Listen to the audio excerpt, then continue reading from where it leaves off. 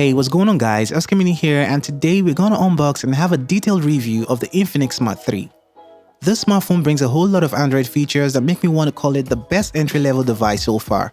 So in this video, I'm gonna share with you all what I've come to find out about the Infinix Smart 3 in my time of use. So without taking much of your time, yo guys, let's get started. Let's first off get the Infinix 3 undressed and find out what we've got within this box.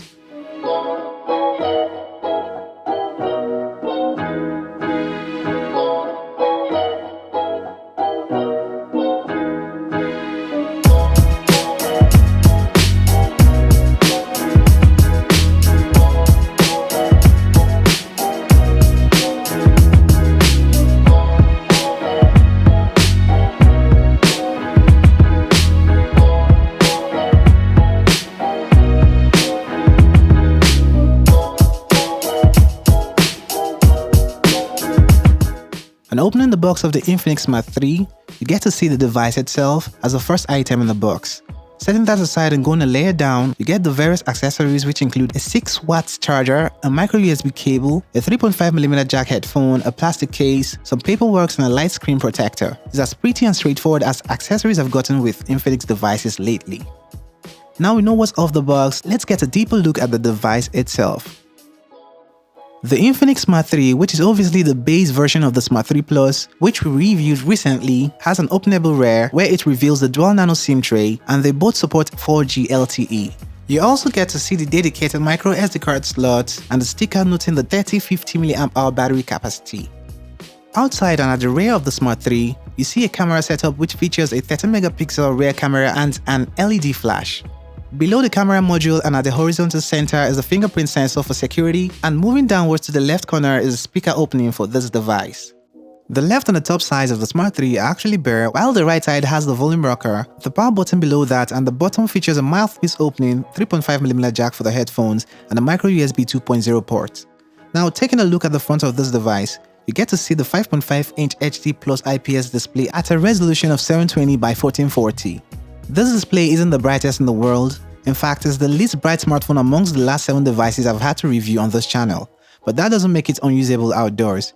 In this setup, we do not get to see a notch this time, as the forehead of the Smart 3 features an 8MP selfie camera, the earpiece opening, and a front-facing LED flash.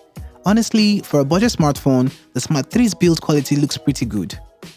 To set up the Infinix 3 was a breeze, as it took me over 3 minutes to get it up and running with my local network, face unlock, and fingerprint sensor. The fingerprint sensor on this device is pretty much as fast as that on the Infinix S4, as I did not notice any difference. One thing most people getting a budget smartphone would usually check out is the camera quality on the device. The interface for the camera app is straightforward, featuring just video, photo, and beauty modes. A single 30MP rear camera is all you get for this device that's capable of taking a little better photos than what we got from the Smart 2 from last year. Now you get a single 30MP camera at the rear, just like last year, with an LED flash setup capable of taking better photos than those on the predecessor of the Smart 2. Color representation was close to natural on this device, as opposed to what we got to see on the Tecno Spark 3 and the Itel P33 with saturated or overly processed imaging.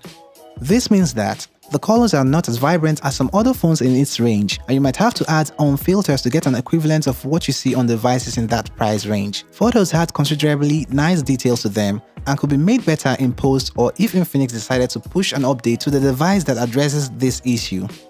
Here are a couple photos taken with the rear camera of the Smart 3. The front-facing camera, which features an 8MP sensor and an LED flash, has quite good details to its credit also, but needs a good amount of lighting, just like the rear, to get nice-looking photos out of the Smart 3. Videos can be recorded at up to 1080p, which is Full HD on this smartphone, and is quite decent and colorful for the price. It isn't the strength though for this device.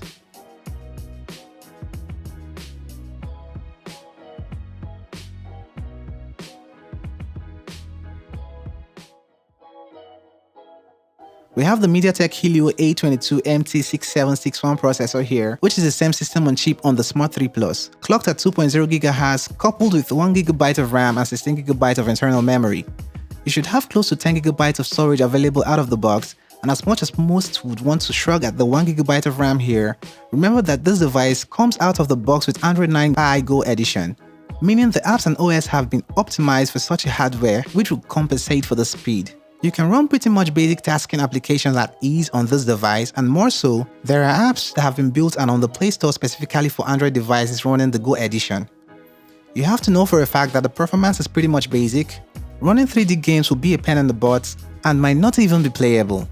In fact, PUBG couldn't play on this device at the time of this review, as I got a prompt that read that the device wasn't supported at the moment but will be supported at a later time. Multitasking isn't going to be a major thing here. I mean, you have just 1GB of RAM to help you switch between a few apps. Games such as Subway Surf were of course playable, and this device handles basic mobile computing tasks.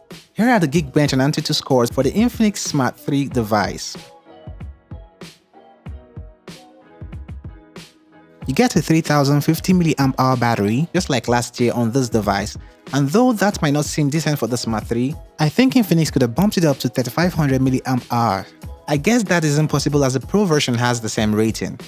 With a 5.5-inch HD display, it pretty much does last for barely a day's use, considering the fact that you have 4G on this device. One can easily push the Smart 3 device to be used for a full day, though it's all dependent on the processes and apps you'd be running on this smartphone. When it comes to pricing, I got this unit for 28,450 Naira, which converts to $78. And that's pretty much a decent pricing considering having dual 4G SIM setup here, unlike most entry devices in its price range. So generally, the Infinix Smart 3 is a budget-oriented and affordable device that features the bells and whistles most people would love to see on any smartphone, but on an entry-level basis. There's a pretty much decent battery life, plastic build which isn't bad for an entry-level device, a decent camera, and a nice processing speed. If I'm asked to recommend an entry-level device that has a more recent OS, one of the best processing speeds in its price range, has support for 4G on the dual SIMs, and pretty much checks a whole lot of boxes for an entry smartphone, the Infinix Smart 3 would definitely be at the top 2 devices from this time in 2019. So there you have it, my unboxing and review on the Infinix Smart 3 Android device. I'd love to hear your thoughts in the comments. Kindly hit the like button if you loved this video as always, and do not forget to smash that subscribe button and hit the notification icon to stay notified if you haven't done that already. Other than that, it's goodbye and I'ma catch you in the next one. Cuídate.